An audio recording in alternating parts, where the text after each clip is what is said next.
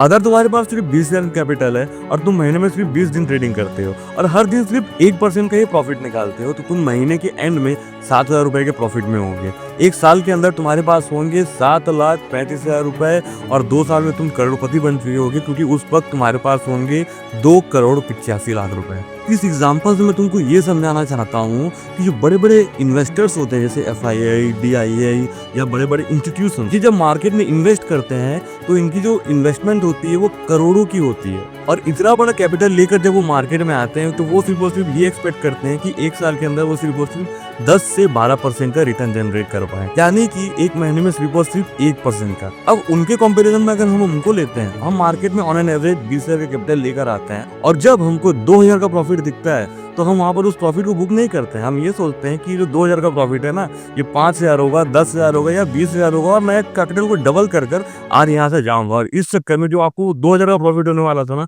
वो प्रॉफिट भी नहीं होता और एट द एंड आप अपना दिन लॉस में क्लोज करते हो। देखो, स्टॉक मार्केट में दो तरीके के ट्रेडर होते हैं। पहला नंबर ट्रेडर, जो कि ट्रेडर नहीं होता है, वो गैम्बलर होता है। वो ये सोचता है कि 20,000 कैपिटल को मैं डबल ट्रिपल कर दूंगा एक ही दिन के अंदर में, और मान लो किसी दिन गलती से वो 20,000 कैपिटल 40,000 हो भी जाएगा तो कोई बड़ी बात नहीं है, मार्केट कुछ दिन के अंदर में उसका सारा पैसा ले जाएगा। इवन वो 20,000 की कैपिटल तो मार्केट उसको भी ले जाएगा। अब दूसरे तरीके के वो लोग होते हैं जो प्रॉपर स्टडी कर, और दूसरे तरीके के वो लोग होते हैं जो प्रॉपर रिस्क रिवॉर्ड और अपनी प्रॉपर स्ट्रेटेजी को फॉलो करते हुए धीरे धीरे अपने कैपिटल को ग्रो करते हैं, और इस तरह वो मार्केट में कंसिस्टेंटली प्रॉफिट बनाते रहते हैं। तो अब आप मुझे बताओ कि आप किस तरीके के ट्रेडर बनना चाहते हो।